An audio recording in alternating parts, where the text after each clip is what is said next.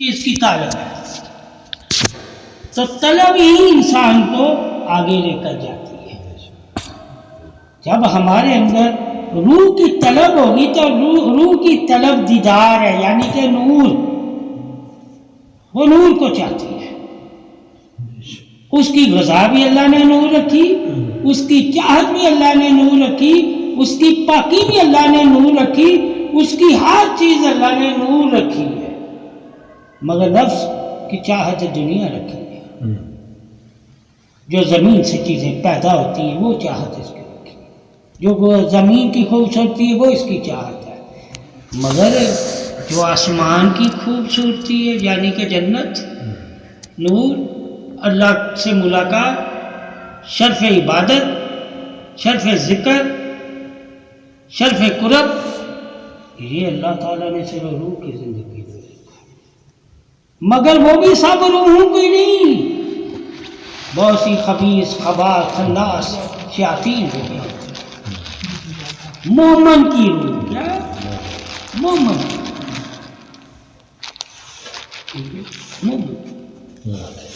اب جو کلمہ پڑھا اس کی روح اگر کلمے کی پاسدار نہ ہو تو وہ روح کیسی ہے؟ حدیثوں میں کیا ایسی روح لاغر ہے، کمزور ہے، اس لیے وہ کمزور جب روح ہوتی ہے وہ گناہوں کے سبب ہوتی ہے اور نفس طاقتور ہو جاتا ہے، تو وہ بھی اندر سے چاہتی ہے کہ انسان عبادت کرے، ذکر کرے، اچھے کام کرے، مگر غالب نہیں ہو پاتی کمزوری کی وجہ سے، تو وہ کر نہیں پاتی۔ اس لیے کہتے ہیں نیکی اللہ کی طرف سے ہے اور بدی ہے انسان تیرے نفس اور شیاطین کی طرف سے اور شیطان کی طرف۔ جب تو اللہ کی طرف دیکھے گا تو اللہ تیری روح کو الہام کرتا ہے، تیری روح سے ہم کلام ہوتا ہے اور تیری روح کو اپنی طرف بلاتا ہے، مگر جب امر ہوتا ہے اس وقت یہ فوراً روح چلی جاتی ہے، یعنی کہ جب موت کا حکم آئے تو وہ اپنی روح کو روک نہیں سکتا۔ وہ تمہیں اس لیے کہا گیا ہے، اس لیے بتایا گیا، اس لیے سمجھایا گیا، اس لیے ڈرایا گیا اور اس لیے دکھایا گیا کہ اس میں روح فوراً چلی جاتی ہے اللہ کی بارگاہ میں، اور جب ہمارے جسم میں ہوتی ہے ہم اللہ کی ہمیں آوازیں دیتا رہتا ہے، اب نہیں جاتے تو ہم سوچنے پہ مجبور ہوں کہ کیوں نہیں جاتے، کہ ہمارا جو ہے نفس وہ جانے نہیں دیتا، شیطان اللہ کی طرف جانے نہیں دیتا، ٹھیک ہے، وہ ہمارے پاؤں میں بیڑیاں باندھ دیتا ہے کیا جو ہمیں نظر نہیں آتی۔ مولا علی کرم اللہ وجہ الکریم سے کسی نے پوچھا کہ میں نماز کے لیے کیوں نہیں جا پاتا، کہا شیطان نے تجھے قید کیا ہوا ہے، تجھے باندھا ہوا ہے، اس لیے تیرے اندر طاقت نہیں ہے کہ تو اس کی قید سے آزاد ہو یا اس کی قید سے چھٹکارا حاصل کرے یا اس کی قید سے چھٹکارا حاصل کرے۔ تو جب ہمیں پتہ چلے کہ ہم نماز کس وجہ سے نہیں پڑھ پاتے کہ شیطان نے ہمیں باندھا ہوا ہے اور ہمیں حکم ہے وہ تمہارا دشمن ہے، اس سے جہاد کرنا، ہم اس سے جہاد ہی نہ کریں، اس سے آزادی نہ حاصل کریں، تو جب ہم اس سے آزادی نہیں حاصل کریں گے تو ہمیں وہ خود سے آزاد نہیں کرے گا، کیونکہ وہ ہمارا دشمن ہے، وہ تو اپنے ساتھ ہمیں جہنم میں لے کر جانا چاہتا ہے۔ تو جو تمہیں اپنے ساتھ جہنم میں لے کر جانا چاہتا ہوگا وہ کیسے چاہے گا کہ تو اللہ کی چاہت کو مان لے یا اللہ کی چاہت پہ چل پڑے؟ اس وجہ سے آ کے ہم نماز نہیں پڑھ پاتے کہ شیطان نے ہمیں اپنی چاہت میں گرفتار کر لیا، اور نفس جو اندھا گونگا بہرا ہے وہ اس کا ساتھ دیتا ہے، ساتھ دیتا ہے، مگر یہ جو اللہ رسول ہے وہ ایمان والوں کا ساتھ دیتے ہیں۔ اب پوچھا جائے اللہ رسول آج ایمان والوں کا کیسے ساتھ دیتے ہیں؟ ان کے فرمان ہے تمہاری مدد، اگر تم چاہو تو جب ان کے فرمانوں پہ چلو گے تو تمہیں اللہ اور رسول کی مدد مل جائے گی. کوئی نیکی کی دعوت اللہ رسول کی طرف سے ہے. اب اللہ رسول تمہیں نظر آئے یا نہ آئے، دعوت تو محمد صلی اللہ علیہ وسلم کی ہے، دعوت تو اللہ کی ہے، آواز تو اللہ کی ہے. تم اللہ اور رسول کی دعوت کو قبول ہی نہ کرو کہ یہ دعوت کس کی ہے، یہ قربت کس کی ہے، یہ ذکر کس کا ہے، یہ سجدہ کس کا ہے، یہ درود کس کا ہے، یہ پاکی کس کی ہے، یہ عبادت کس کی ہے، یہ اللہ کا گھر کس کا ہے. کتنی چیزیں جب تمہیں سوچو گے تو تم کہو گے یار اللہ رسول کے اتنے فرمان ہیں ہمارے نافع کے، اور ہم شیطان کے پنجے میں ہیں، ہم شیطان کے پیروکار بنے ہوئے ہیں، ہم شیطان کی قید میں ہیں. جب ہمیں علم بتاتا ہے کہ وہ شخص شیطان کی قید میں ہوتا ہے جو اللہ اس کے گلے میں طوق ہوتا ہے، اس لیے اس کا سر نہیں جھکتا اللہ کی بارگاہ میں، اس کے گلے میں طوق ہے. جب ہمیں پتہ چلے گا کہ یار سر کس کا نہیں اللہ کی بارگاہ میں جھکتا، جس کے گلے میں شیطان نے طوق ڈالا ہوتا ہے اور جس کے پاؤں میں بیڑیاں ڈالی ہوتی ہیں، وہ اللہ کے رستے پہ چل نہیں سکتا، اور جس کے گلے میں طوق ہوتا ہے وہ جھک نہیں سکتا. ٹھیک ہے، تو پھر ہم اپنی اصلاح کریں گے. یار ہم اتنے ہی نافرمان ہیں کہ ہمارے گلے اللہ کی بارگاہ میں جھکتے ہی نہیں ہیں، تو کہیں ان گلوں میں طوق تو نہیں ہے کہ طوق والے گلے نہیں جھکتے. ٹھیک ہے، اس لیے نماز پڑھنا، اس کے آگے سجدہ کرنا، اس کی عبادت کرنا صرف انہی کی شان ہے. ٹھیک ہے، جو اللہ اور رسول سے محبت کرتے ہیں اور ڈرتے ہیں اللہ سے، اور اللہ اور رسول کی حکمات اور علم اور پاکی کو اپنا لیتے ہیں. جب ہمارا ایمان دینے والا اللہ ہے، لینے والا اللہ ہے، ٹھیک ہے، تو ایمان کی سلامتی کے لیے عبادت ہے، ایمان کی پاسداری کے لیے عبادت ہے، ایمان کی سر بلندی کے لیے عبادت ہے.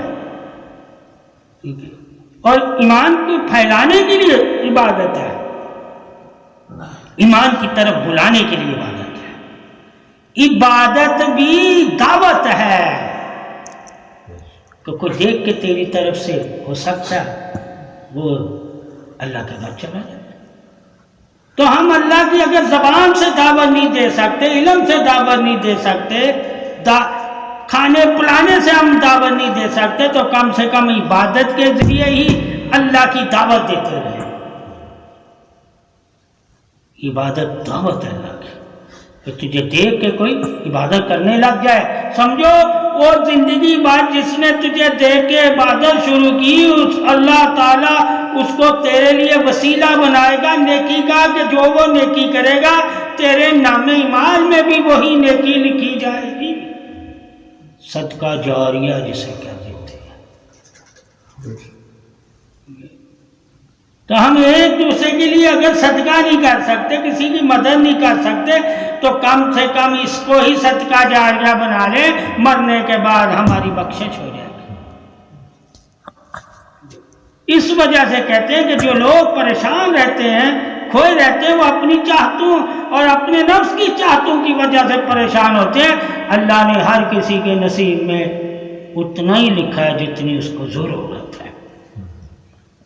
ٹھیک ہے، جب اللہ نے بندے کی ضرورت کے مطابق اسے دینا ہے تو پھر کیسے یہ پریشان ہوگا؟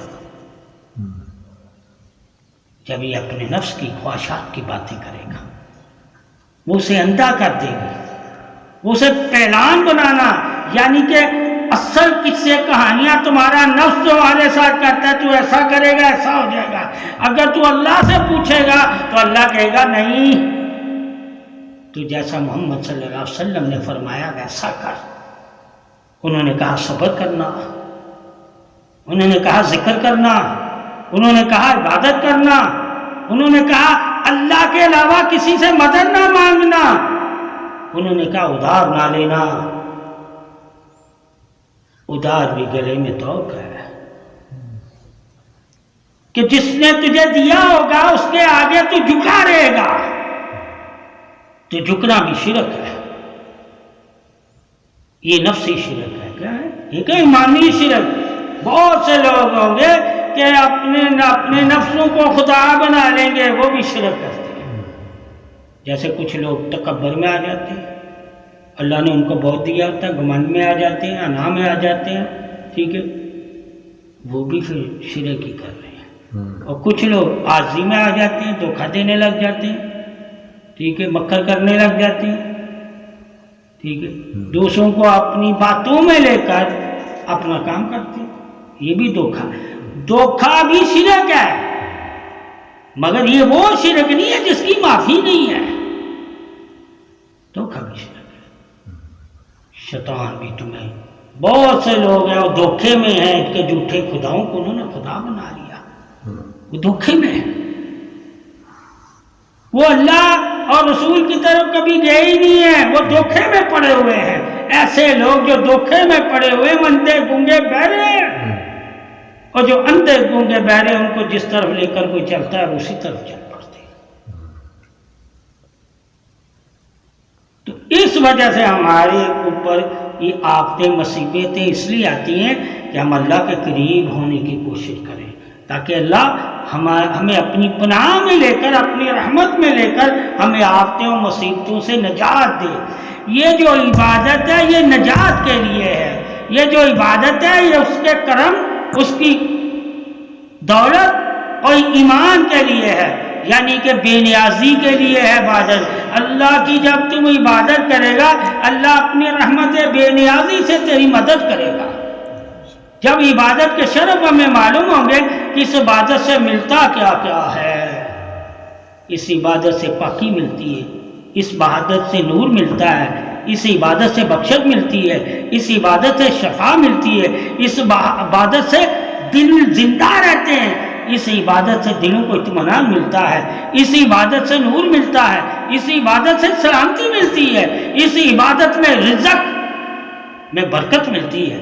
جب ہمیں معلوم ہوگا کہ اللہ کی عبادت میں ملتا کیا کیا ہے، تو ہمیں عبادت کا شعور ہو جائے گا کہ ہم کیوں عبادت چھوڑتے ہیں۔ اتنی چیزیں اللہ نے عبادت کے ذریعے دینی ہے جو مجھے کوئی دنیا میں کوئی دوسرا نہیں دے سکتا۔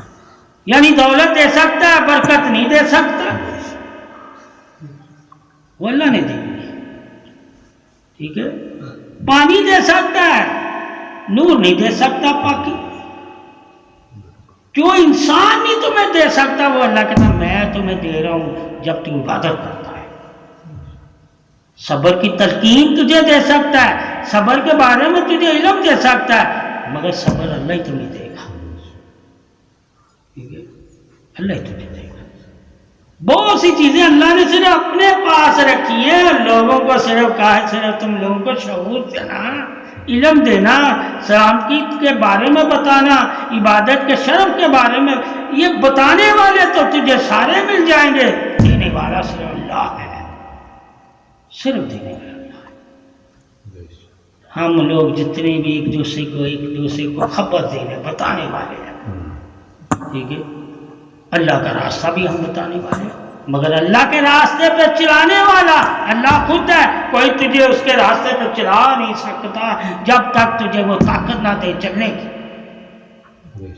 مگر راستہ اس کا ہر کوئی بتا سکتا ہے، یہ فرق ہوتا ہے۔